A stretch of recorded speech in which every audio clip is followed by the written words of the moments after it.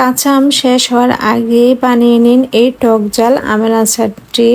এই আচারটা ভাত, খিচুড়ি, বিরিয়ানির সাথে অনেক বেশি মজা লাগে। হ্যালো এভরিওয়ান, আসসালামু আলাইকুম। আমের আচারের ছোট্ট একটা রেসিপি নিয়ে হাজির হলাম। ভালো লাগলে একটা লাইক দিয়ে দেখা শুরু করুন। তো চলুন আমরা শুরু করি।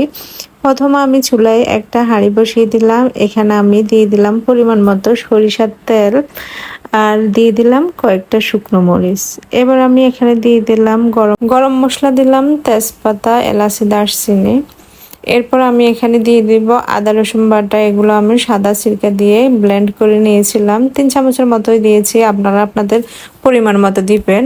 তারপর আমি এখানে সাদা সরিষা বাটা দিব 3 চামচের মতো, এটাও আমি ব্লেন্ড করে নিয়েছিলাম সাদা সিরকা দিয়ে।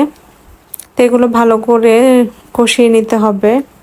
মশলাটা যত বেশি কষাবেন আমের আচারটা তত বেশি দীর্ঘদিন ভালো থাকবে আর কালারটা অনেক বেশি সুন্দর হবে। তো এখানে এখন আমি দিয়ে দিব ধনিয়ার গুঁড়া, জিরার গুঁড়া আর লবণ। পরিমাণ মতো লবণটা দিতে হবে স্বাদ বুঝে। এই যে ধনিয়ার গুঁড়া, জিরার গুঁড়া দিলাম আর লাল মরিচের গুঁড়া দিব আমি এখানে 2 টেবিল চামচের মতো। আমি আম নিয়েছি 1.5 কেজির মতো খোসা সহ। মরিচের গুঁড়ো মিশিয়ে আমি এখানে দিয়েছিলাম 1 টেবিল চামচের মতো হলুদের গুঁড়ো আর কিছুটা সাদা সিরকা। ওই ভিডিওটা একটু স্কিপ হয়ে গেছে, তো আপনারা ওইভাবে বানাবেন। আর তারপর দিলাম টুকরো করে রাখা আমগুলো। এখানে 1.5 কেজি পরিমাণ আম নিলাম খোসা সহ। এটা আমি কেটে ধুয়ে ভালো করে পানি ঝরিয়ে রেখেছিলাম। তারপর ভালো করে মিশিয়ে ঢাকনা দিয়ে ঢেকে দিলে আমটা খুব তাড়াতাড়ি সিদ্ধ হয়ে যাবে। আর আচারের মধ্যে রসুনটা অনেক বেশি আমার পছন্দ, আপনারা আপনাদের পরিমাণ মতো দিবেন।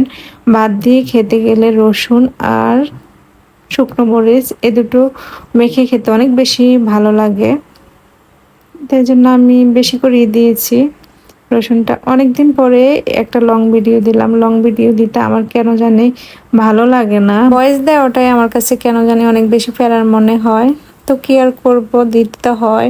তো এখানে দিলাম আমের আচারের মধ্যে আমি 2 টেবিল চামচের মতো চিনি। আমি বেশি চিনি দিই নাই, একটু টকটকে বানিয়েছি আচারটা। তারপর মেন যে পার্ট ওটা হচ্ছে পাঁচফোড়ন দেওয়া। পাঁচফোড়নটা আমি ভালো করে তেলে গুঁড়ো করে রেখেছি। এখন পাঁচফোড়ন গুঁড়ো দিয়ে দিলাম আমি এখানে 2 টেবিল চামচের মতো। আর ওই যে ওই চুলায় আমি আমার বাচ্চাদের জন্য বানাচ্ছি মিষ্টি আচার। ওরা তো মিষ্টি আচারটাই বেশি পছন্দ করে, এই আচারটা অত বেশি খায় না, পছন্দ না ওদের। তো এই তো সিদ্ধ হয়ে গেছে, আচারটা প্রায় হয়ে গেছে। এই আচারটা কাঁচের বয়ামে ঢুকিয়ে রাখবেন, রোদও দেওয়া লাগে না, ফ্রিজেও রাখা লাগে না, এমনিতে টেবিলের উপরে রেখে সারা বছর খেতে পারবেন। তো কেমন হয়েছে আমার আচারের রেসিপিটা? ভালো লাগলে একটা লাইক দিবেন আর ঝটপট বানিয়ে নিন এই আচারটা। আল্লাহ হাফেজ, আসসালামু আলাইকুম।